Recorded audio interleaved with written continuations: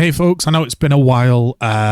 Just wanted to do a Path of Exile video because it's been so long. Now, I understand this video might not be for everyone. What this video is going to be is I'm going to explain the two builds I'm playing and have played, how I've got to the position I have in the league, and some overall thoughts about the league itself.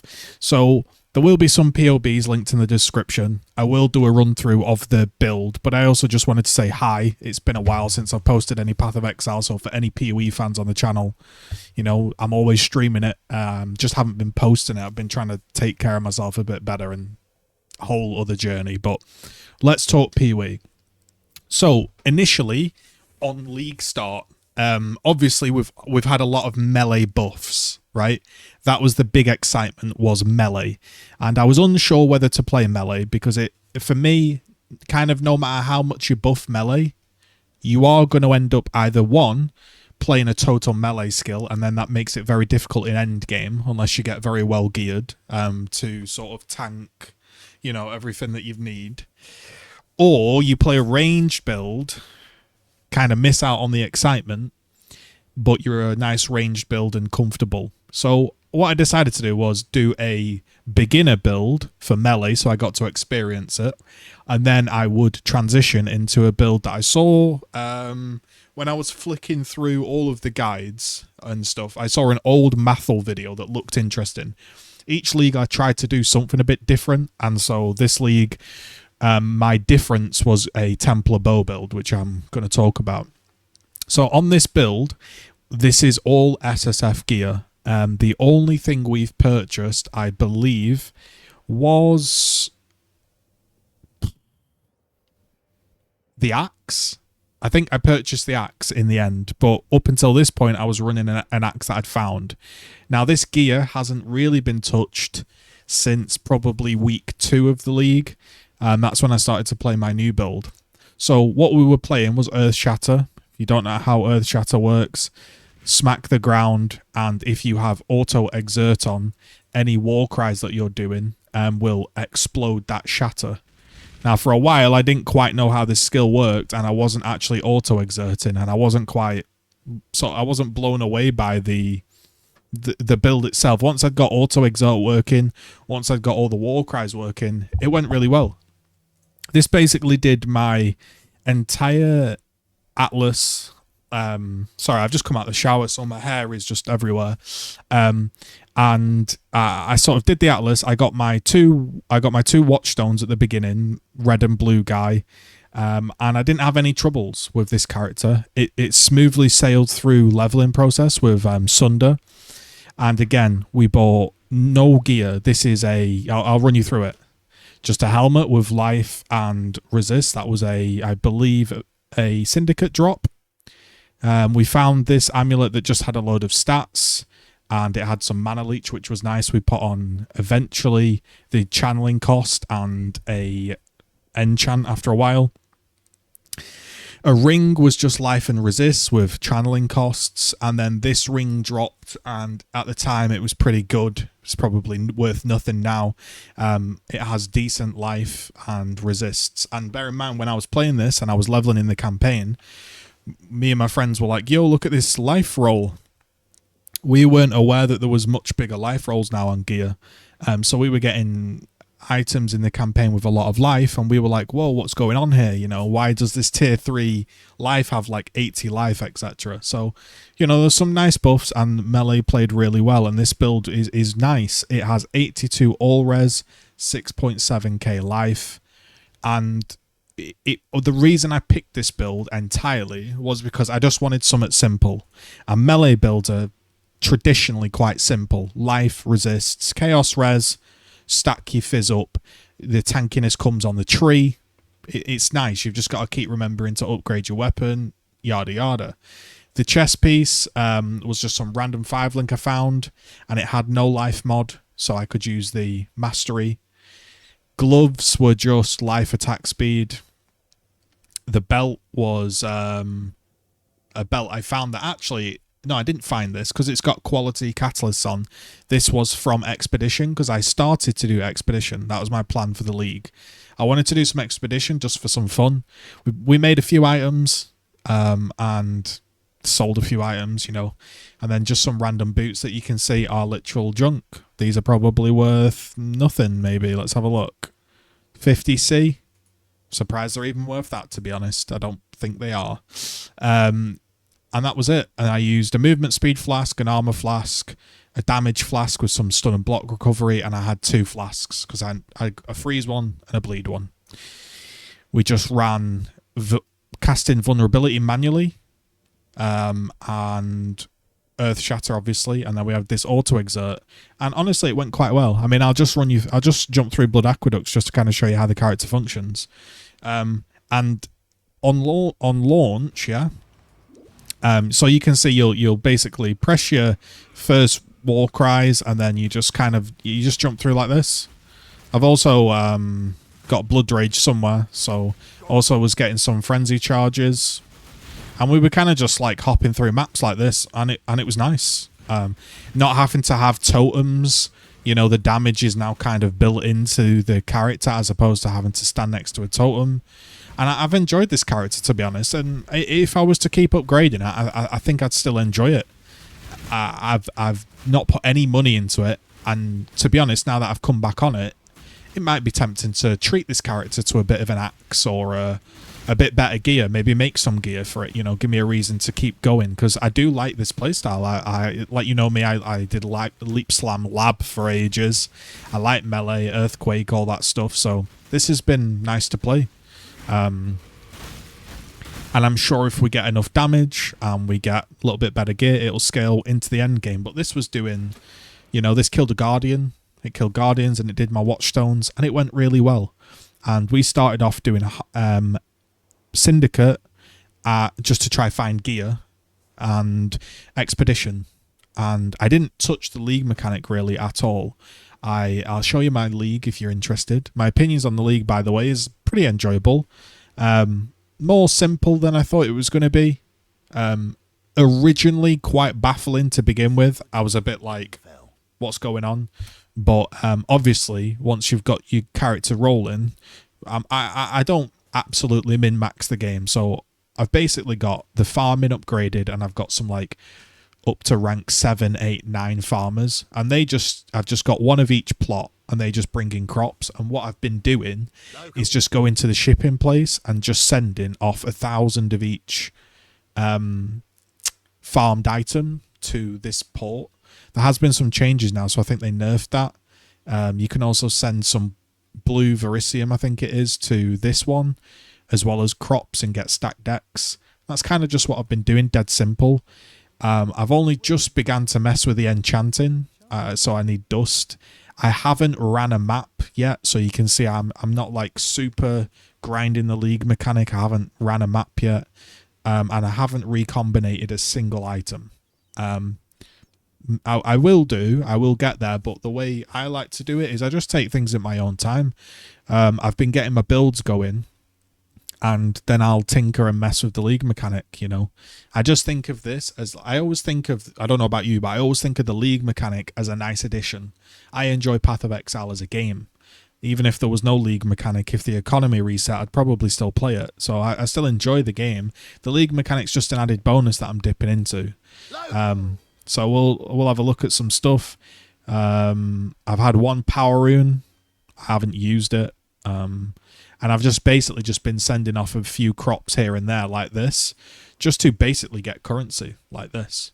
And so, yeah, we'll literally launch the ships, and then so I'll be mapping away, and then after half an hour, I think it is, I think, oh, here's an extra little boost. And I've just been treating it like that. My new build doesn't have any enchants because my weapon's corrupted. So this thing here, the runesmith table, is of no use to me. But I'm sure it will be in the future. You know, like I say, maybe I boost this guy up. So my League start was steady. I had no divine drops all the way to completing my Watchstones. So I didn't have a divine drop. I just found my own gear. I had very, very little money. We had just maybe a divine or two and stuff. And yeah, there was no big drop. There was no magic moment. We just trucked through, found some stuff, and it was enjoyable. Now, whilst we were playing that character, we were working on this bow character. Now, this bow character has a lot more gear and is a lot more complex, and this is a Mathel build. I take no, I didn't come up with this. So the idea is the quick version, you stack stats, and then the stats give you damage because of this quiver, and then your bow kind of 2.5 times your quiver, so you get 2 arrows, you get 0 to 7 lightning damage, etc. So you get more damage, and we are stacking stats. Now, whilst I was playing the melee guy, I had this bow build in mind, and so I had searches up. Maybe I can even find them in my notepad. I had some searches up here. I'll see if I can pull one up actually. And I was just trying to play the game and find something of use. So you can see here, whilst I was playing the game, I was looking for a belt with good percent stats on. At the time, these are a little bit more expensive. They've come down in price. I was looking for an amulet with either percent attributes, be it rare or, be it a unique one with percent attributes. And we were just trying to find cheap items to get us going. I also was looking for the bow. The bow is, how we got it going at first was we had no extra arrow. We just ran one of these. It wasn't 6 linked at all. In fact, I think it had 2 links in it. We didn't run a 6 link. So this was like a 10C bow. At the time, it was like 50. And what I decided to do was, I'll run you through the gear and stuff, was I decided to farm bestiary. So the reason I farmed bestiary was because I knew I would need the Black Morrigan to upgrade in aspect to level 30. I knew I would have to maybe buy this chest piece, and I figured I needed some currency, so I started to sell some yellow beasts because people buy yellow beasts. So we ended up finding some decent beasts, selling them. That got us a bit of money. The big GG moment, basically where I decided I'm definitely going to do the build, was I didn't want to buy this chest piece, right? Because it was kind of expensive at the time. It was fresh in the league. It was bestiary mechanics, all that stuff. And so I also knew, having looked at the POB, that mana reservation on this build was going to be tight. So trying to get a decent mana reservation chest piece with good stats was turning out to be expensive. Excuse me. And so, you can see this one here, 19 mana reservation, 75 stats, 6 linked, 3 divines.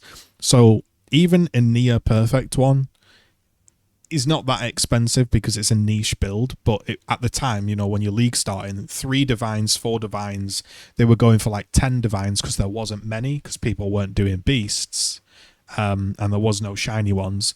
It was expensive, so I decided to just start farming them, and I eventually dropped a chest piece. It was no good. Dropped another one. It was no good. And my third one I dropped was perfect, apart from the lightning. And I was like, holy shit, like it's meant to be. So I dropped like the perfect chest. I don't think there's one of these on the market, to be honest. There isn't one. So I don't know what the price is. Who knows?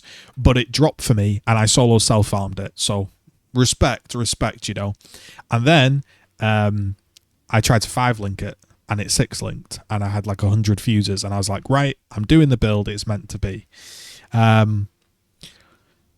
So, whilst we were playing with the melee guy, we were working on gear.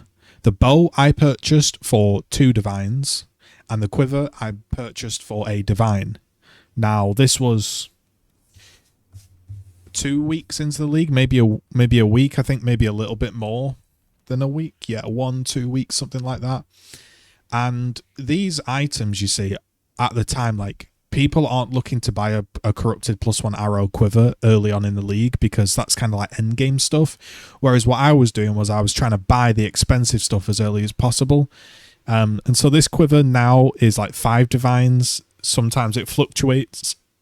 The bow itself also had corrupted crit chance on it. And I knew I was going to need some crit chance.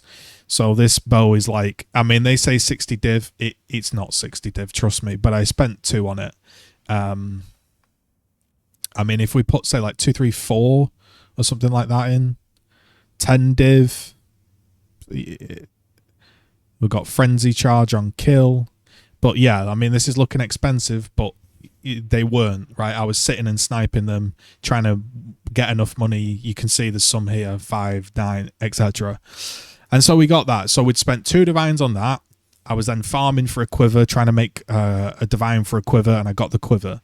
Then we farmed for this because I realized, you know, this is where, you know, you've got to think about PoE, I suppose.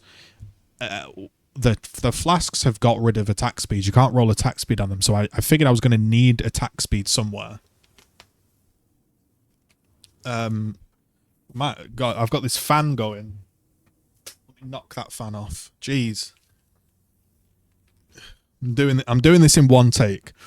Yeah, so I figured I'd need to get the attack speed somewhere, so I looked for one of these. I bought this for a divine orb. Don't know how much it's worth now, and then I anointed it, and then I put some random catalyst on, and it eventually got attributes. I'm looking to upgrade this, but the upgrades are very, very expensive. There was one yesterday that popped up, and it was 20 divines, and I didn't have 20, and now it's like 70, so there you go. Okay, so we're stacking stats. So the idea is we've got the bow, we got the quiver, that was 4 divines. We found the chest piece for free. The crown of eyes was 10C. We did not use socketed mana reservation up until like a few days ago. This was a divine. The boots were a 5C purchase, and then I crafted the aspect on. The belt was like a divine in total at the time. The gloves were cheap as anything, like 10C. And so I actually put the build together for 4 or 5 divines, and it just basically had rubbish rings, but I was going there. The way you level it and the way the character works is quite interesting. That's why I wanted to play it. So the way I leveled was a nightmare. I kind of traveled all the way down here through these stat nodes and went all the way up to this cluster wheel, and then I got to the cluster wheel and you needed to be level 67 to put it in. I was like level 60. And then I realized all my gear was also level 67. I had like no damage, no life. It was a disastrous leveling process, but we got through it in the end. Rain of Arrows, Thief Torment. We had like 1 or 2 deaths, but it was a struggle bus. And so the interesting thing here is we're using one of these, which gives, at the time this was like a divine orb. +2 to all attributes, and then the unnatural instinct combos with it, so all of these nodes also give +2, and you can see as a result it gives a load of attributes and extra stuff that's just very, very useful. Now this was 7 divines at the time, or it's 2 divines now, but I've obviously used this to make currency, so it's been worthwhile. That was my biggest purchase. That was one of the last purchases I did. I'd got all my tree done, everything done, and then I finally put it in. We've got a Thread of Hope, which was a divine orb. I think they're cheaper now, which lets us put these kind of notables on that we need. And then we have a Timeless Jewel that sort of gives us resistance, strength, and that's it. Ideally, if I didn't need resistance, I could get a better Timeless Jewel. Also, they changed Timeless Jewels. They used to be able to hit these 2 nodes, so Mathel also had like extra double, he had like 10% extra double damage. He didn't need any res, so he had a lot more damage, and his Cluster Jewel was a lot better. Well, I had to wing it a little bit. My Cluster Jewel, I had Feel the Fight fractured, and I just kept reforging speed on Harvest, which I farmed Harvest myself until I got this, which granted is pretty good, but it would be better if it had +8 int, you know, +8 strength, attack speed or something, but I need the chaos res, really. I could buy a Watcher's Eye and fill my chaos res out with that and then change my cluster jewel, but then I'm going to lose the attack speed. And at the moment, my character feels all right, and I don't need to mess with it too much, and it feels like it's decent. It's not perfect, but basically we're getting dex equals spell suppression and evasion rating per 5 int. So int equals evasion. So, and these were like a few chaos each, these split personalities. And the build works really well. I've killed some tier 17s, which was good fun. That was the first time I've actually done a tier 17 and not died, and it's the first time I've really actually done a tier 17 in general, so I was not too sure how they work. Wasn't sure on the whole shenanigans, but I'll pull this up here. Sorry, that was a chasing status blasting out at full volume. Maybe I didn't shadow play it, or maybe I pressed record. We'll find it for you. We're doing this in one take. We're doing it live. I believe this was recorded last night. So I believe it was probably this one. Bosh. There we go. So this was a tier 17 that we were doing, and you can see kind of what we're playing. Now this build actually is a tornado shot build, but I'm using Scourge Arrow of the Menace because I think it plays better, which I'll show you. But we kind of just use it to fire out arrows, which then make pods which explode everywhere. And I found in these hectic tier 17s and higher tier maps that tornado shot is really good because you can just target what you need and absolutely spray it down. But when you're not too sure on mechanics, if there's phases, where people are moving to, how they, you know, move and all of that stuff, because I've never done these fights before, if you just spray down all of the pods, then the arrows will actually go ahead and kill the thing. So you can see here, this is the boss itself. And the damage is actually decent. So I don't know what the boss mechanics are. I'm just thinking, let's just put totems down and let's just spray, and I'm sure they will ricochet and do something and kill them, and that's kind of how it works. This build's really good in tight areas, so yeah, toxic sewers, that type of stuff. And I've now put in returning projectiles instead of Mirage Archer. Not sure if that's better or not. I've yet to try it on a tier 17. I've not had another one drop, but it was a deathless tier 17, and I also did the laser beam boss deathless, which, I mean, all things considered, right? It's pretty decent.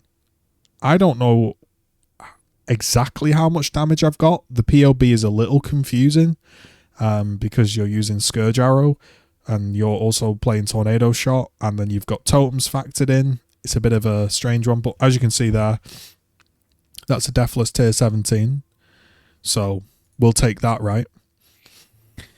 And we're using movement speed, reduced curse effect, evasion, crit chance.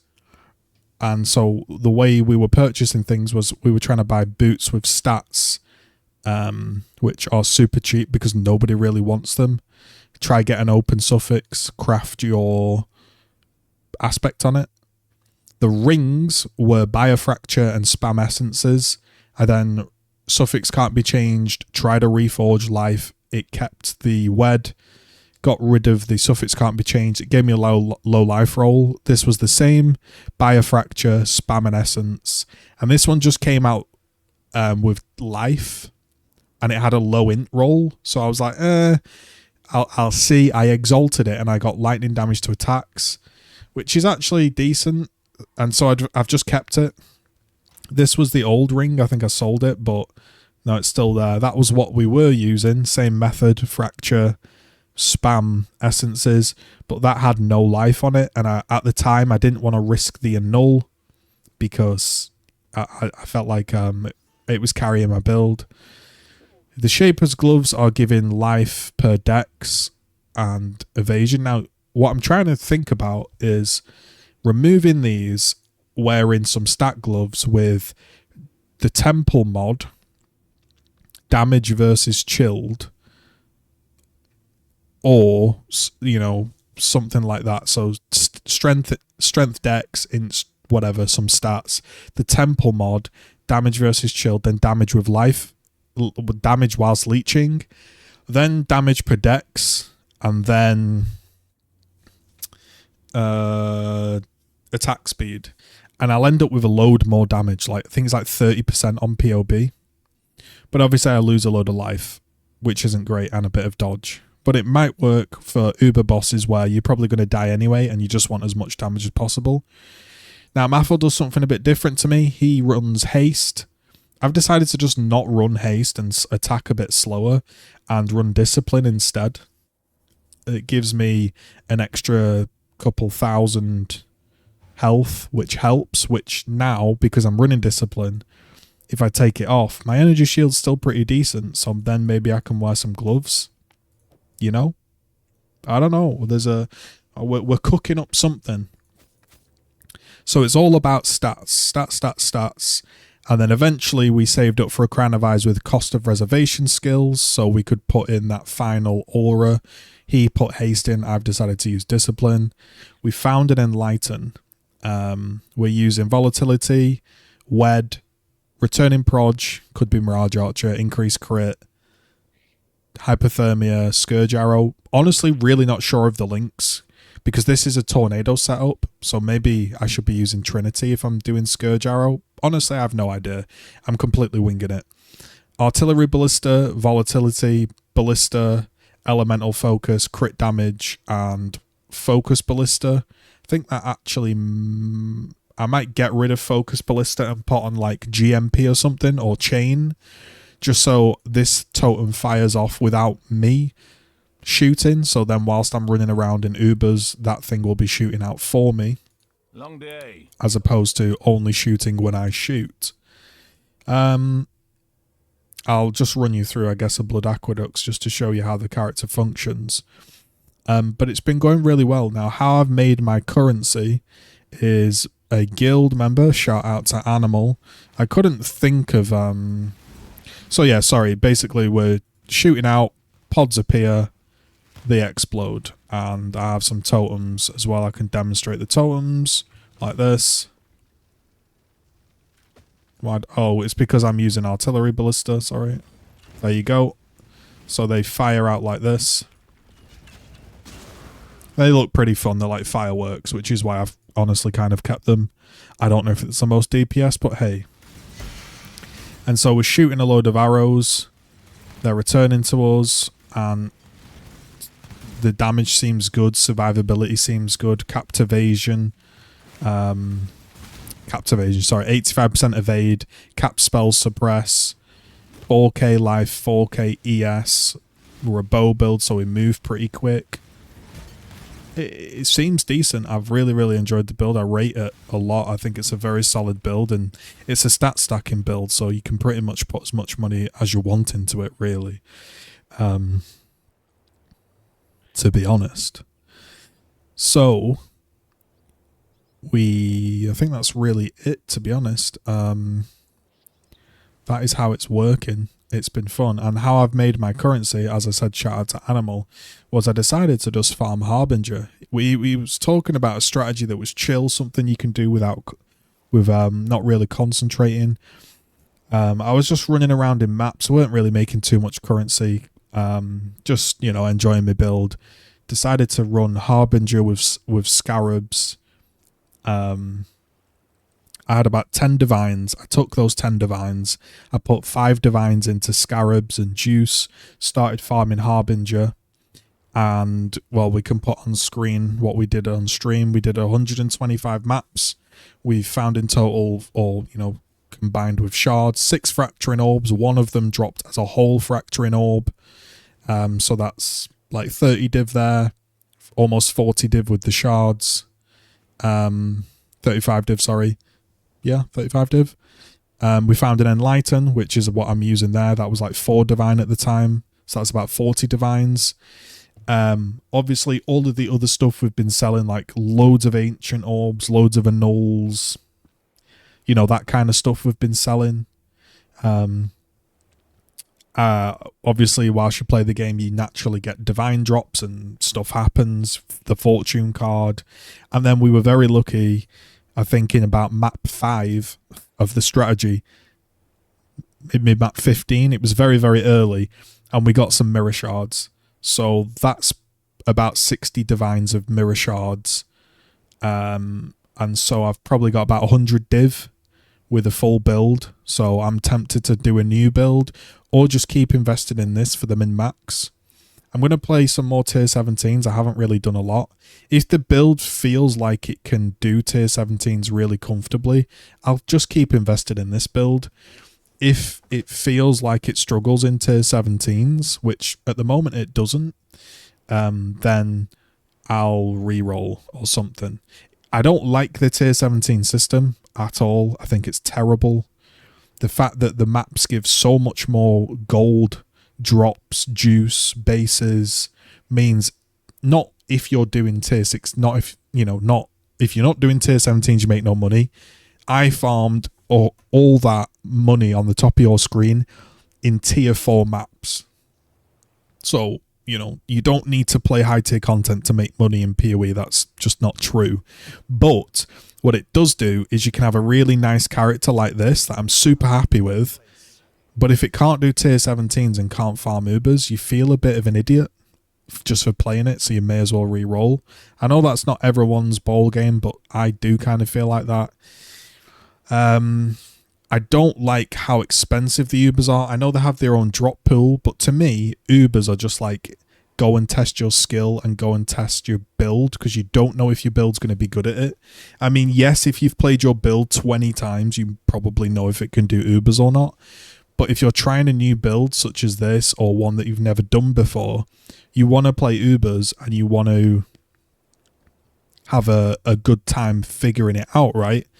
The problem is, because they're locked behind tier 17s, that like these things here, they're literally a divine orb. And I think, I've never done an Uber since the new system, I think you need to put 5 of them in. So to fight Uber Maven, it now costs not a Maven writ and then a passive on your tree. It's now you've got to farm tier 17s, so your character's got to be good enough to do them, which arguably are harder than Ubers. Then you've got to spend 5 divines on an Uber attempt, and your character just might not be very good at it, and then you've wasted 5 divines, and it just feels bad. Whereas before, you could get a Shaper set, click, run the Shaper set, and then... what am I trying to say? Just press the passive. Or I wanted to do an Uber Cortex, which might destroy me with random RNG. You'd click this node up here. It would be Uber Cortex. You'd also get some cool bases drop. And then you might get screwed over. However, now it's like locked behind some fragment or something. I just don't like the whole system. All my guild are not doing tier 17s and Ubers, whereas they used to. So... make of that what you will. In terms of the league mechanic, again, I'm just finding it an enjoyable addition. I don't think it's mind-blowing. I don't know why everyone's so excited and so hyped about it. Not too sure about that, but it's nice. I don't like the terms that people are using. They're saying, oh, it feels comfy. I feel like it's home here. I have no idea what those guys are talking about. It's a league mechanic, bro. I think the shipping mechanic isn't great, because it's either like you figure out the shipping mechanic and you get a load of stuff and then that's all you're ever going to do, or you don't figure it out and it's just like a one-armed bandit where you don't really ever get much. So it's okay. I'm not blown away by it, but I don't dislike it in any way. I don't have any hatred for it. It's just a nice bonus, which is good, because some league mechanics actually ruin the league. This is just a nice bonus. So will I carry on farming Harbingers? I don't know. I think now I'm going to try level up, because I was running tier 4 maps and that has no XP, so I'm probably going to run some maps and try level up a little bit. Then if I do level, attempt some more Ubers, maybe keep working on the character. I'd love to try double corrupt this chess piece. I would love to try double corrupt it, but I don't have the cojones to double corrupt it because it is the only one on the website. Now, yeah, so who knows? We have about 100 divs to play with. I'm sure we can find some upgrades. I'd like to get one of those nice mirrored rings, but the problem I'm finding is my resists are so low that I can't really change the ring. I could respec my bandit and get resistance and then have to level up once because my extra passive point from the bandit is going here, which is actually carrying me. Or I get a level 4 Enlighten. That could work. There's some stuff to work on. There's crit multi we could get. You know, I've got 2 jewel sockets that are okay, but they're not perfect. And jewels are really useful. So, yeah, you know, there's some things we can do for sure. Not sure if I'm going to do that. We'll figure out if the character's worth putting money into, but at the moment it feels great and I'm really enjoying it. That is PoE for me. I have been really, really enjoying it. My guild's been pretty active. People have been playing, having a good time. Haven't really had any complaints from anybody, whereas normally, you know, we might have some complaints. So it's in a good spot, PoE. I just haven't felt the desire to make a big build guide. Primarily because I'm playing one strange build that Mathel made a few months ago, and I'm playing just a generic melee build. And look, if you want to ask me about the build, or you want a POB, or you want to know anything, just ask me in stream. I'm not very active on YouTube these days. So yeah, we'll leave it there. I just wanted to do some kind of video on PoE, because I am playing the league actively, so I figured I should make a video. So if you enjoyed it, leave a comment, leave a like. I hope you're all having a good league. If you're not, let's hope your fortunes turn around and you get some big boy drops. All right.